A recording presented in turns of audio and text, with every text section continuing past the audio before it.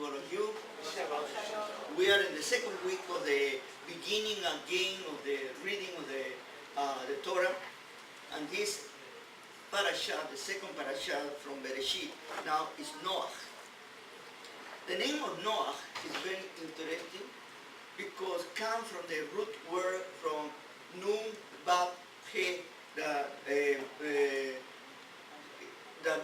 basically come from Nahum, from mercy, rest, pleasant, all those endearment terms, you know.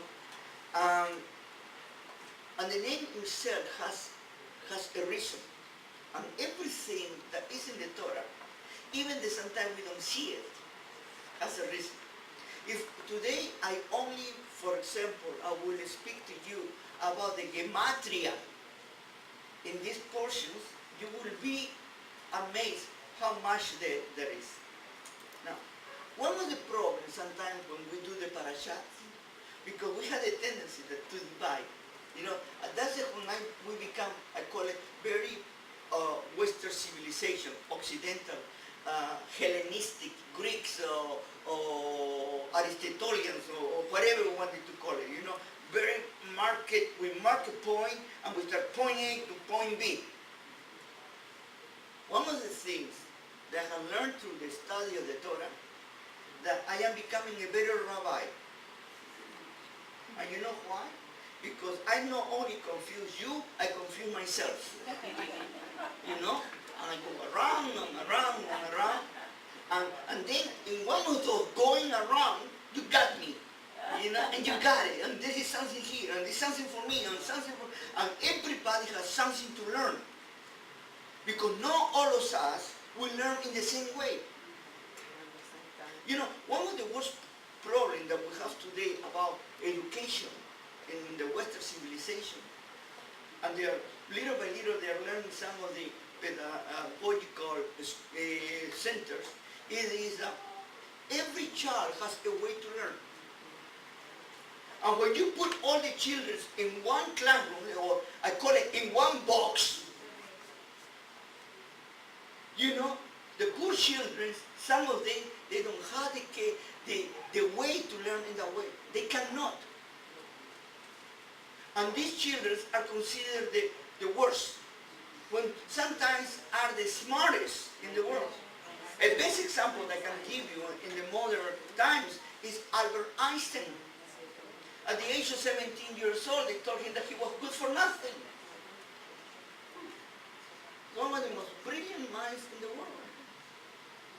But all of us would want to put, we love in this world to put everybody in the box. You know, and we need to be careful that we are not put in the box. Then, what I'm trying to tell you is, when you read here Parashat Noach, don't start only from the word Parashat Noach start, because many of us will commit that mistake. I included myself. In order that you don't feel too bad. But it is that you need to read always what is behind, where it's coming from. If I ask you this question, who was the father of Noah? Many people say, I don't know. What is it? What is it that? You know? Then you didn't read it before. You know? Who was the grandfather of Noah? Who was it? Who was it? It's there. But it's telling me that we have not read. We call him Matusalem in Spanish. You know? He's old man. They call it old man, but at his time he was a young man like me. You know? The only thing that he lived a long time. He lived so long that he wanted to die now. No. But let me start from chapter 5 of Bereshit, verse 28. And Lamech lived 182 years old. It's interesting. You know, you say, why the Torah takes a time, okay, to give you the number? What is the difference if it was 182 or 192 or what 300, whatever? What is important? In the detail, sometimes we find something that is important. I told you there's so much gematria sometimes that we sometimes we lose time. But you know that 182 is 7 by 26. All of you students of gematria, yeah. What is number 7? A complete, no? And what is 26? The number of the tetragrammaton.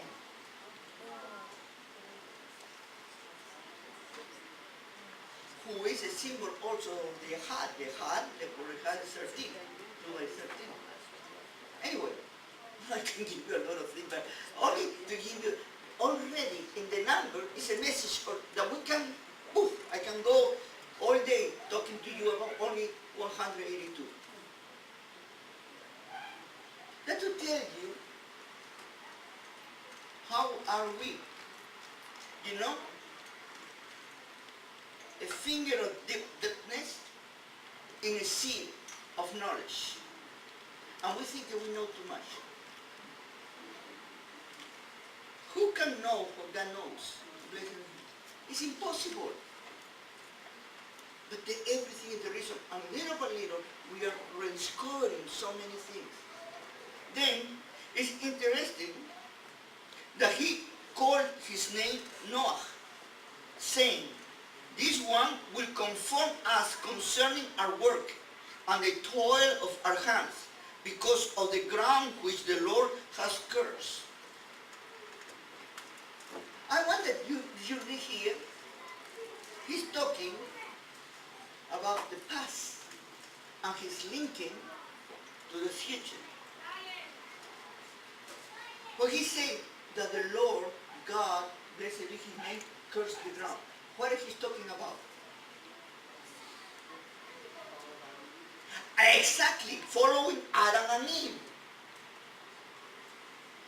You can see that already he is bringing a type of redeemer.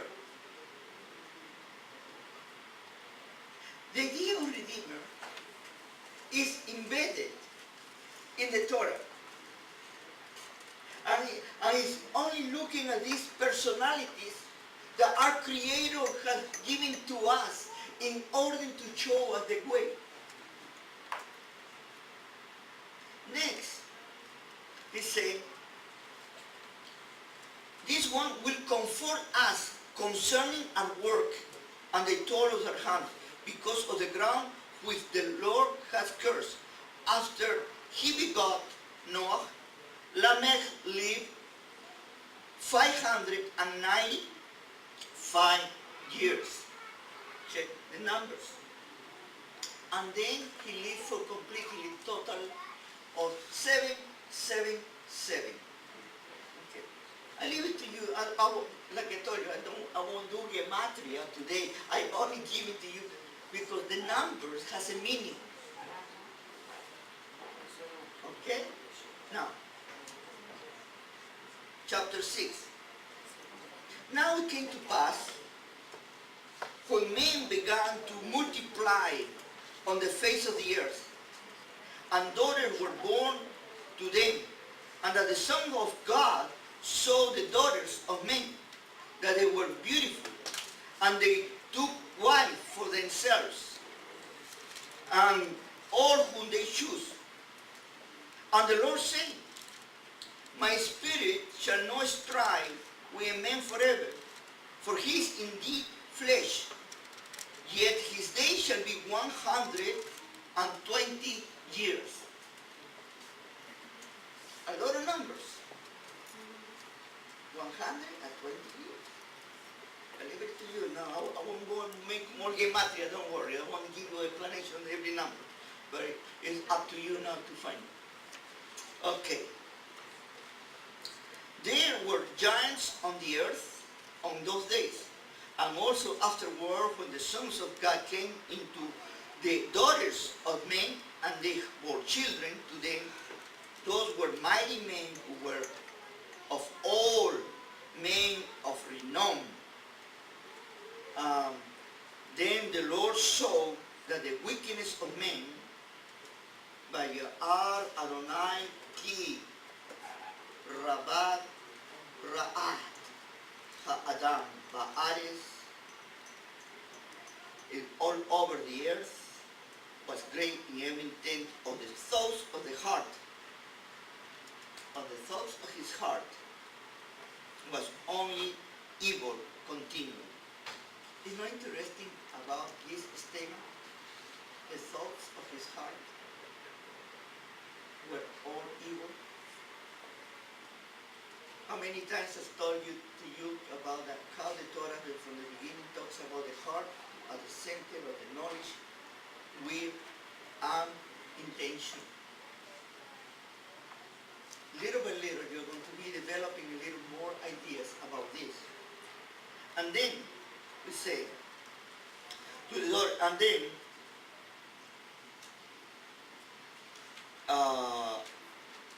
the children to them they were, and then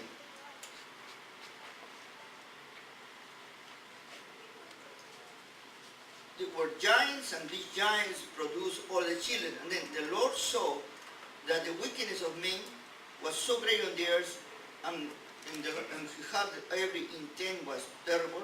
And the Lord, this is a very interesting statement that I want to give with you, that the Lord, depending how it is translated, some they say sorry, another say regret, another say he lament to create the man, you know. He regretted the creation of man.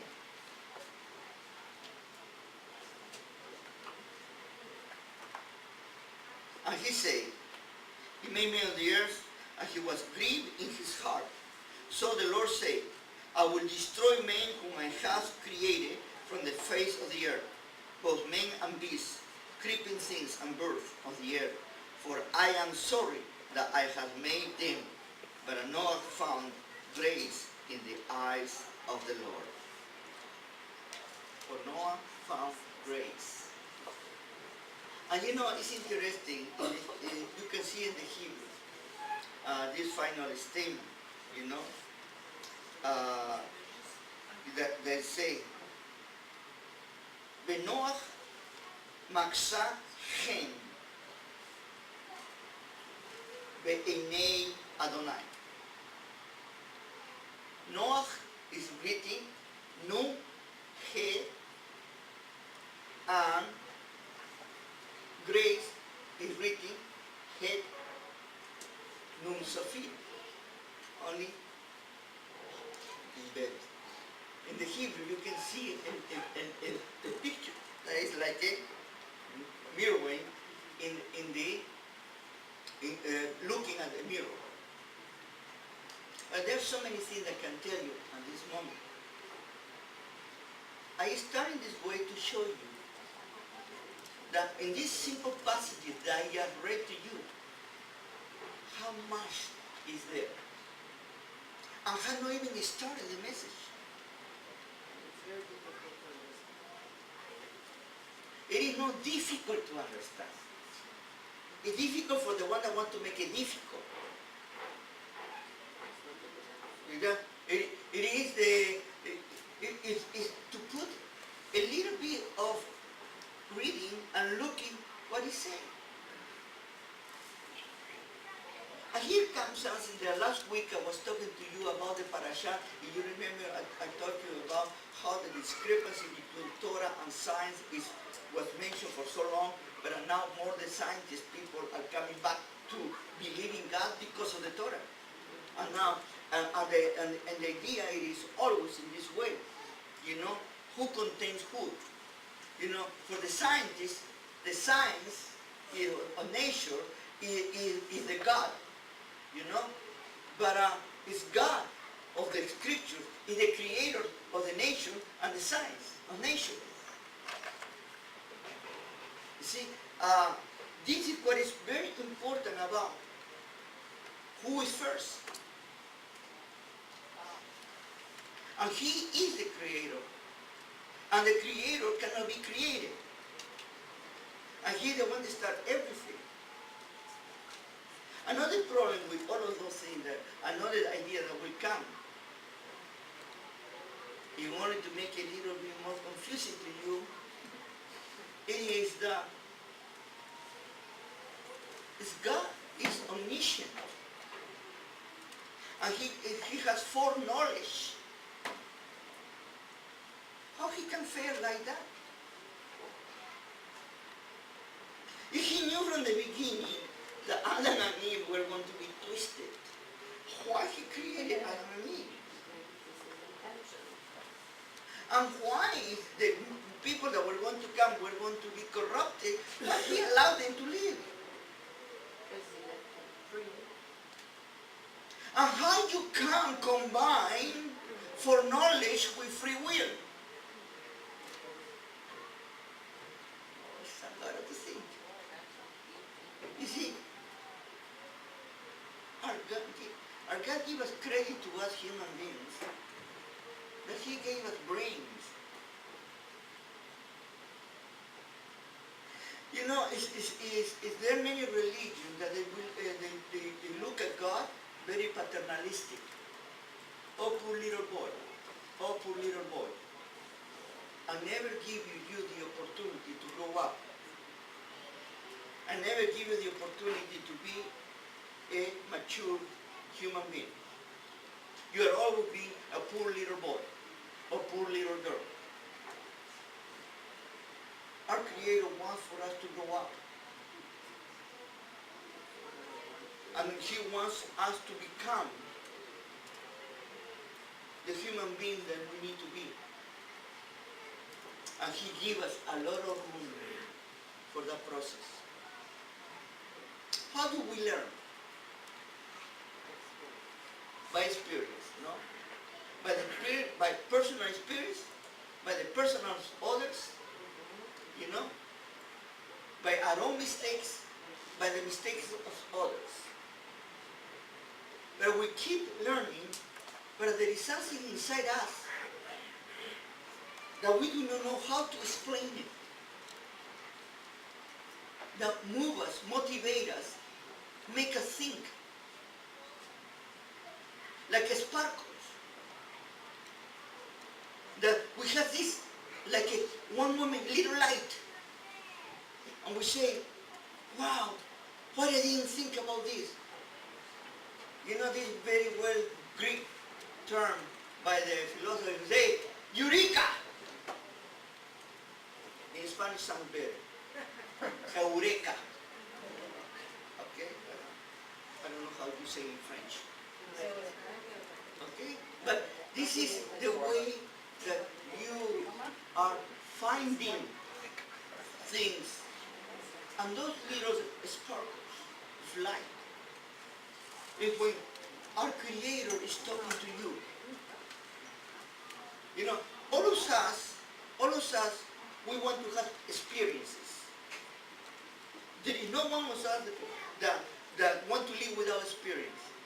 And the problem it is that the experience process is timing. You cannot have all experience in one day. You will be overwhelmed. Secondly, you need, before you learn to walk, you learn to crawl. You know? And before you learn to crawl, you learn to cry. And before you learn to cry, you're very happy mama won. You know, it's a process. You know, when you're a child, you think like a child.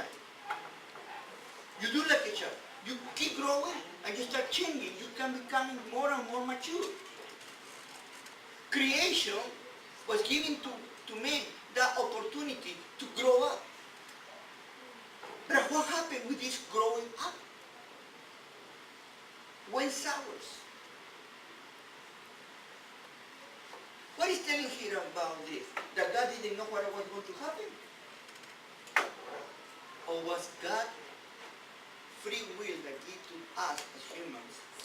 But he is always in control of his creation. Think about that. Like I said to you, I am not coming here to give you answers. I am giving you to give you questions. Yeah? Because this is it. You know, there is a saying, you know. How would you answer a question? With another question. Then we build a lot of questions. And then we have a lot of questions to answer. And that's how we learn. I love when children and kids, you know, what is this, mama? What is this, papa? What is this? What is that? You know, they go to the age of what? Then they come to the, what I call it, the thunder teenagers. The thunder teenagers is a beautiful age. Because that is the age that I know everything, my parents don't know anything, and my friends are smarter than my teachers. You know, that is a very bad combination. That's in the belief. That is the set of beliefs. You know, and why you say that? Because my friend so-and-so say so. Huh? Okay. And who are your friends so-and-so? Nothing. But he spoke with wisdom. You know, you would be surprised how many of us adults were still teenagers. We have not grown up yet. And we are still, and you say, why do you believe in that way? Because my friend says so and so. How many of us we are like that? You will be surprised. Then, here comes what I tell you, the graciousness, the grace of God, the love of God for his creation. And he is going to, in my understanding, redo his creation. You know, or in other words, as an engineer, we are going to resettle our creation. You know, when an engineer does a project, you know, first of all put it in practice or trials, we call it, and then start doing what I'm calling adjustments. Now, our Creator is going to do an adjustment of the creation. But that doesn't sound too good. He knows everything, what he needs to adjust. But let's look at this from a different point of view. Okay, he knows everything. But one of the things that we can see here is that his foreknowledge, in his own way, he limits in order to let men to arrive to their own points, then he needs to save him. And this is almost the constant theme of the Torah. What I call it the constant readjustments. And how he's going to do the readjustments is through changes in nature, but I always look for a leader to changes in certain areas. And this leader, we call it the Goel, the Redeemer of God, you know, is going to play a very important function. Only to give you another point more, is about the idea of this process in Bereshit at the beginning. There were 10 generations from Adam to Noach. And there are 10 generations from Noach to Abraham. Later on, Abraham. Is it a coincidence? What it means in Gematria number 10?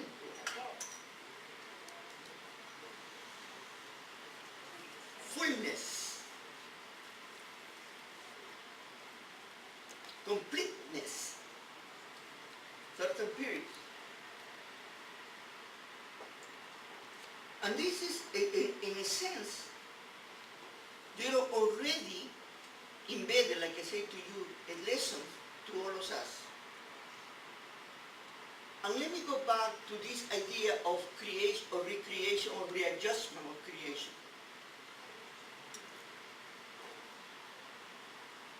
If you read carefully, very cheap, especially in first chapter, it's about from the tohu babohu, and then the separation, the darkness and light, and then the waters. It's very clear there that the earth, when we put it that way, at the moment, was totally covered by water. And was the process of separation of the water from the earth. The life came out from the waters and went to the earth. That was the process. No? Now, it's not interesting that in order to recreate the generation of Noah, he's going back to the beginning. The whole earth covered with water, and now when the water receded,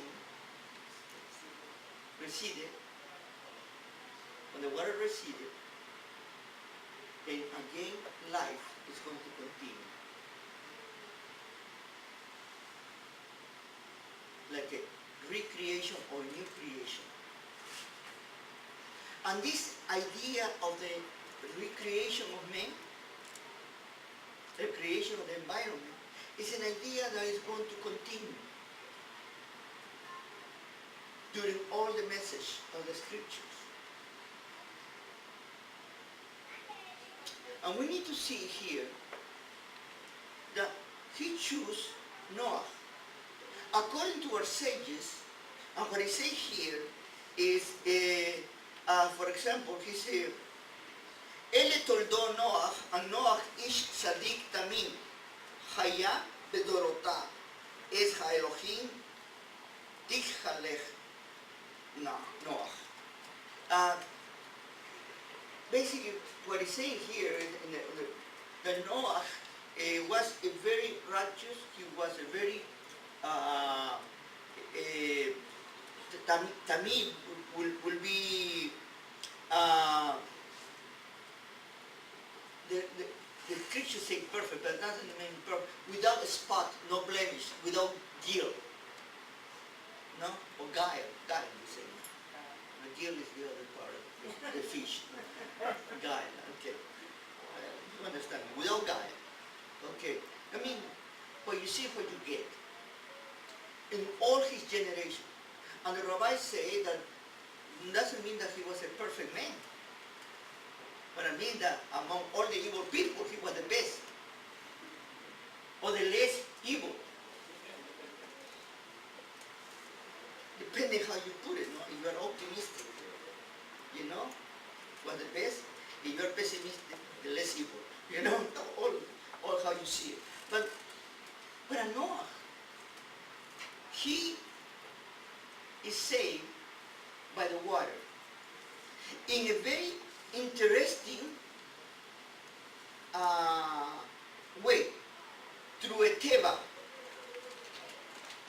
Do you know that the word teva only is mentioned in 2 parts in the Torah? Only in 2 parts. Here, and in Shemot, in the book of Exodus,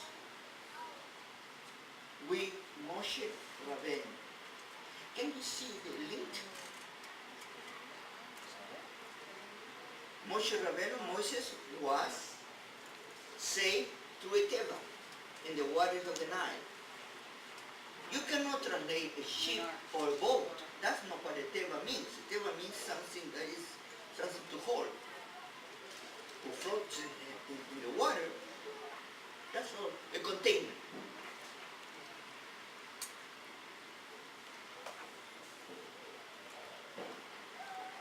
Look at the relationship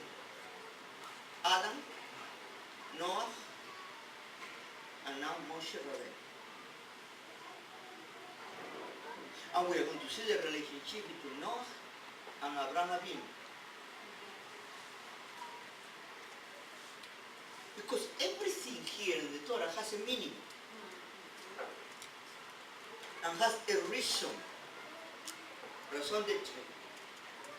You understood that there? Okay. And this is why we need to be careful about reading the scriptures and looking for a meaning. And God is giving us all of this in a very beautiful plate. But we need to look. You know, it is the same idea about the man who doesn't work doesn't eat. You know, if you're thinking because you're going to sleep in your bed and God is going to give you all the revelation of the world without any effort, keep waiting. Because there is a relationship with our Creator, and He wants that relationship. And not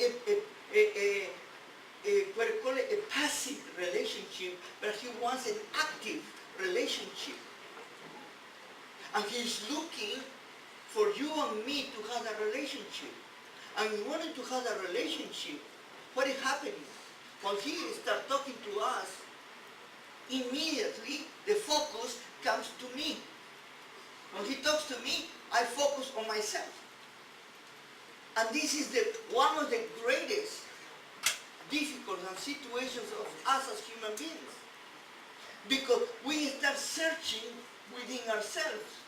And we start looking who we are. And until we do not take those obstacles, our relationship with Him becomes impeded, stopped. It's a process.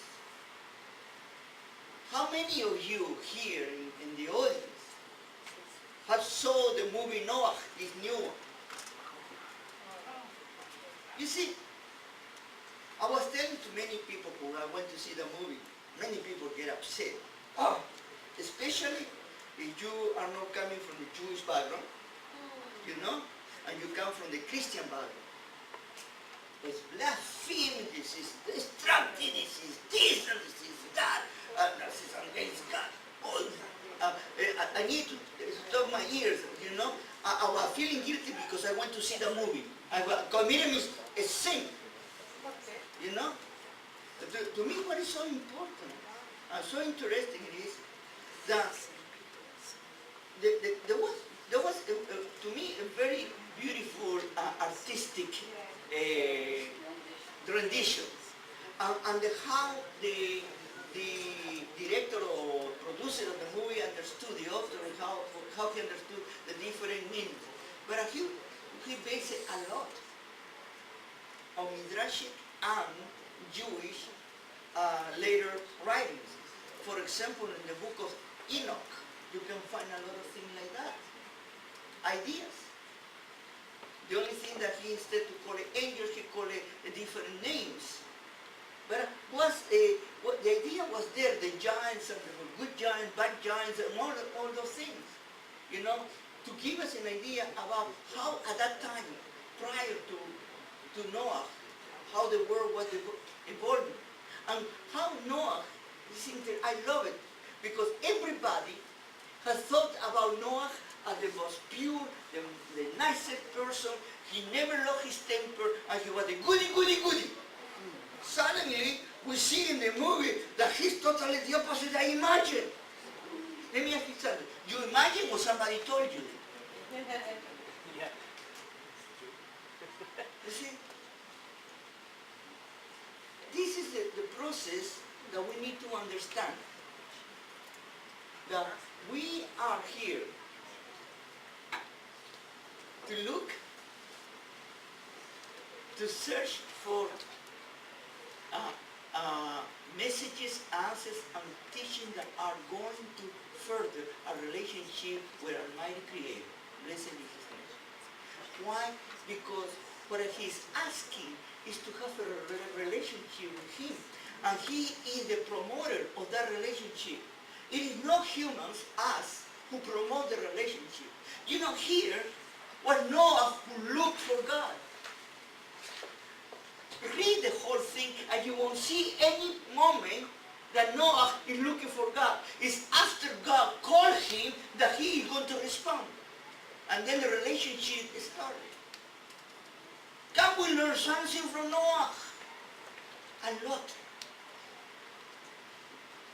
And look at the end. You know how many people were in the table? 8. That means number 8. A new covenant, a new beginning. Isn't that interesting? Noah, his wife, 3 children and 3 wives.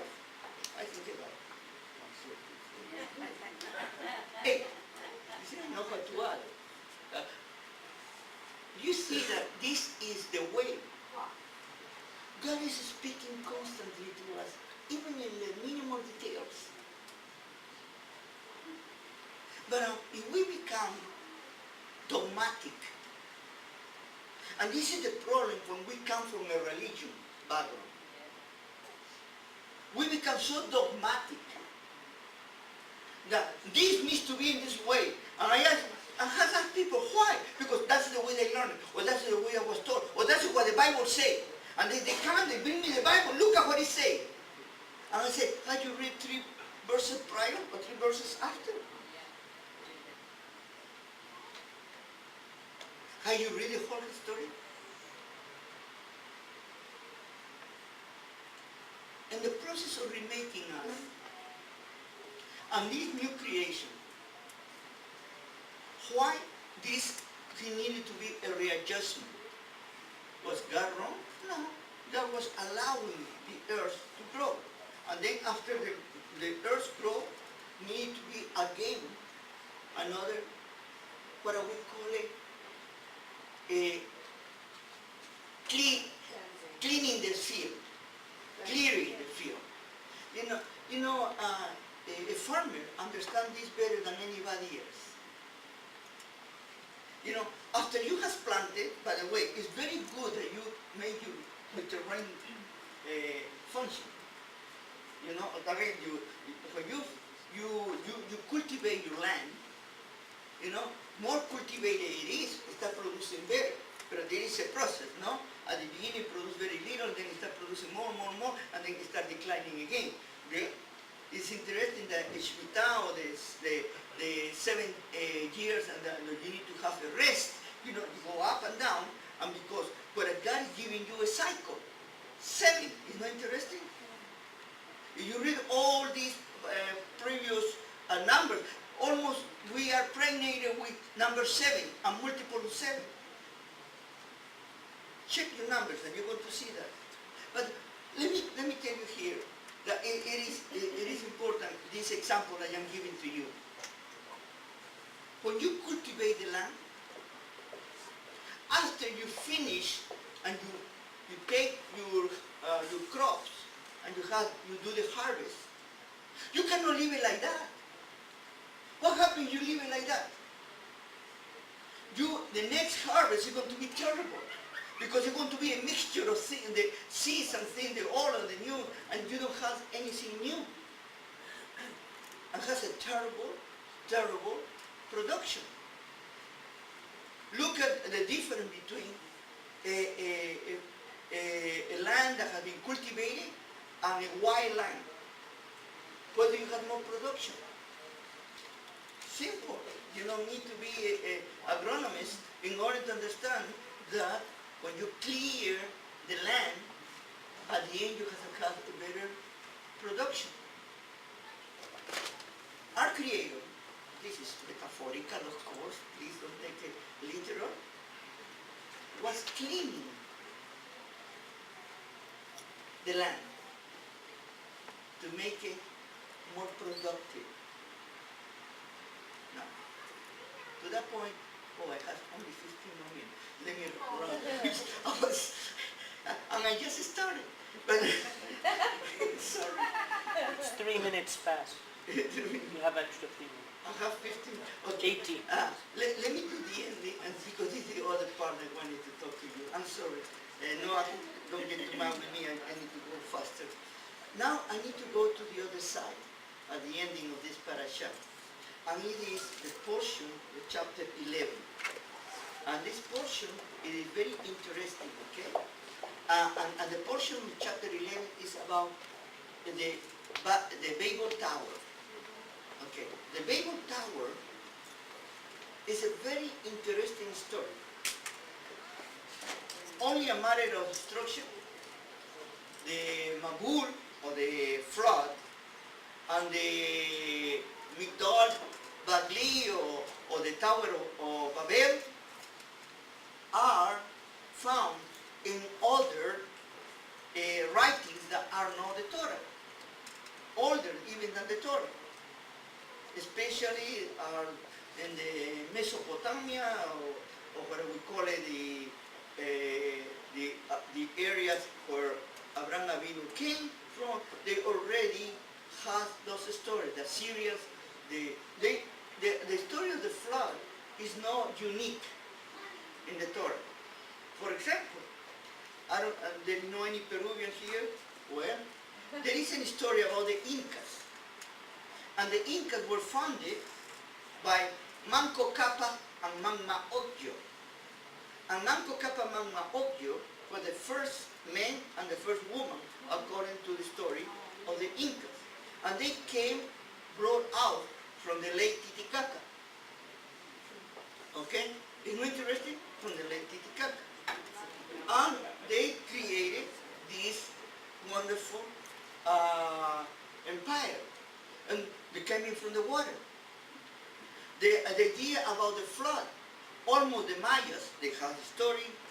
And the other civilization had the same story about different ways to express it, but the idea is the same. In the other, they use a boat.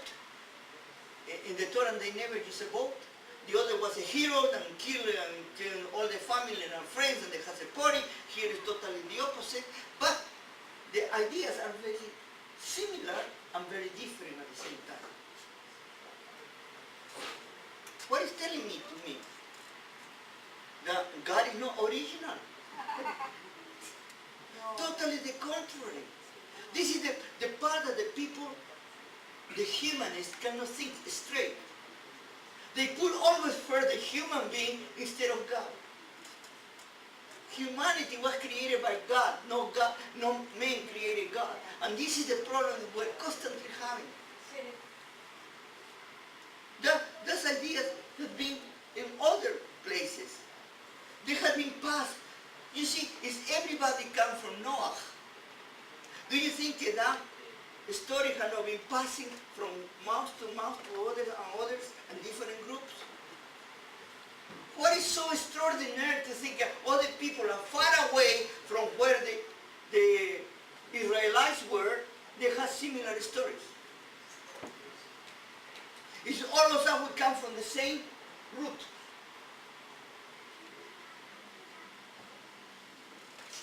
But how you hear the game we used to play when we were children? The broken line or the broken telephone? You know? One passed to the other, to the other, to the other, to the other. And when they go 20 generations to the other side, what the story was? Each one had their own story. But the original point almost is the same. What is telling us? Something even better. That God is the one that found everything, created everything. Anyway, let me go back now to the Babel Tower. Here, what is very interesting in the Babel Tower is that our Creator is cleaning the land, like I say to you, like a farmer. And again, the land needs to be cleaned. After almost 10 generations, again, needs to be cleaned. You know? And maybe here we can get some idea that every 10 generations something needs to happen and we need to clean it. And sometimes catastrophes can happen. I don't know, I never make any study about that, but that's an idea that just came to my mind. There is a process, a cycle. But here, what is interesting is this. Look at how men start developing again. At the beginning, they start becoming like gods. Now, what they want to be again? God. And what is the problem with men? They get to the time that we start enthroning ourselves as gods.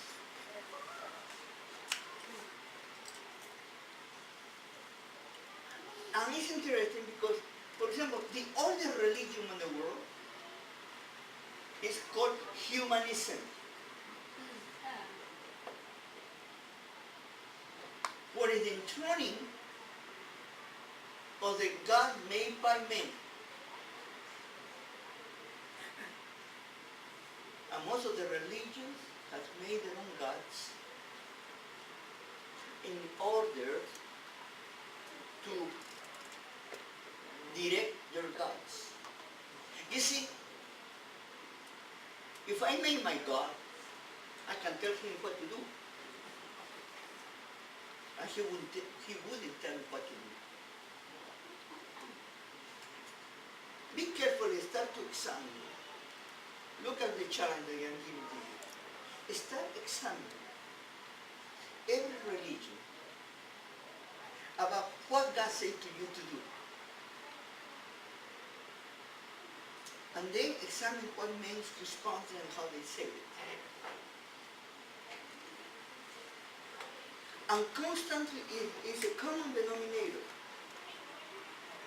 Men start developing more laws or more things that you need to be tied up. And if you don't do it the way that they tell you, you are out of the will of the Creator, of the will of God, and you're going to be punished. Because this is the way.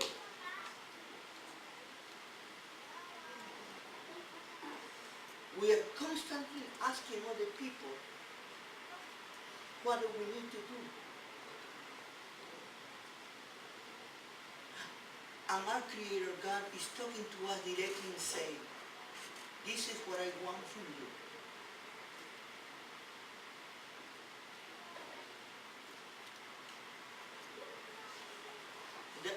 David HaMelech answered to us in Tehillim,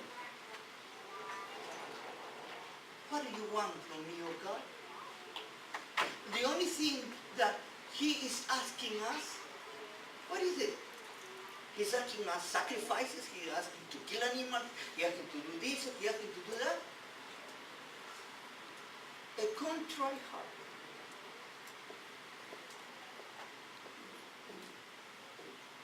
And then we are going to see that everything begins at home. Because that's how the Torah has given us his revelation through our God, blessed be his name. That he reveals to men in order that men can enjoy a community, and the community together will come to the presence of our Creator. It's never the opposite. And today we have changed the direction. Today we talk about that the community is the one that is going to give everything to the individual, and it's the individual alone who has that relationship. And to have a relationship with Almighty God, it is individual and collectivity. As individual, I am part of the collectivity. And let me give you this simple example. Okay? The sin of many destroy humanity.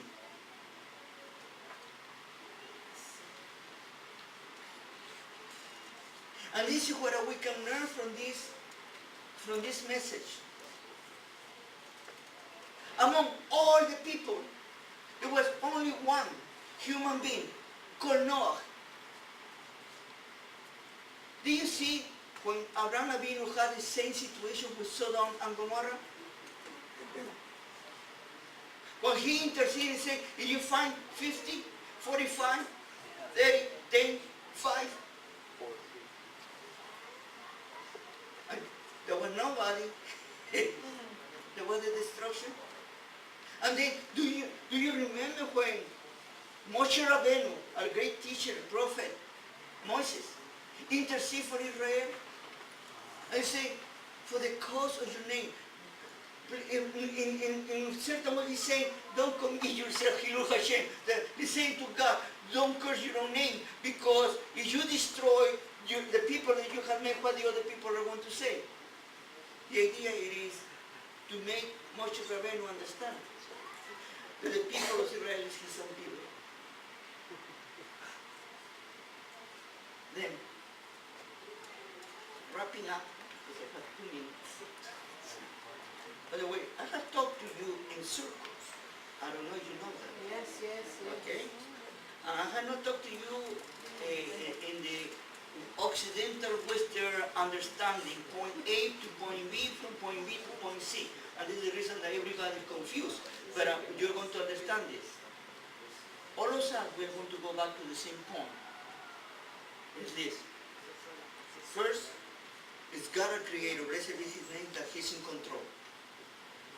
Second, that God is, He is the one that does the changes, and He is the one that makes the adjustments. Third, as human beings, we are totally dependent on Him, but we have the freedom to act in the way that we want to. And that is one of the things about sometimes so difficult to understand. At the end, in His promise is this, and we read in the half Torah in Yeshayahu 54, He will never ever abandon us in spite. Once He gave His promise that He never more was going to destroy the earth the way that He did with Noah. He will never do it again. And you're going to see Jeremiah 4, speak about the same area. Go to Jeremiah 4, and you're going to find beautiful ideas about the same thing, that God will never do it again what He did with Noah. And for that reason, there is outstanding law is there that God will be constantly taking care of His creation. Doesn't mean that we are not going to suffer because of our disobedience. That's why we say at the end, He will repay the tikkun olam, the reparation of the world. And we as His followers and the people who love Him and will follow Him, He will use us for that purpose of bringing back the world together, the tikkun olam. And our Messiah Yeshua, it is the epitome of this example, because He came to bring us back to the right place to walk with Him and to be part of the kingdom of God, to be part of the presence of God. Seek the kingdom of heaven first, and everything else will give it or added unto you. You know, that's what the beautiful words of our Messiah Yeshua. When He talked in His last message, just before He left to us, He said that there were going to come days that were going to be very drastic and very bad. I personally believe that we're getting near to that time. When I hope that we have a good time at the classes, I know that I hope they're going to have a lot of questions, because I did it purposely to see if you were listening, and maybe you can ask me questions. Shabbat shalom.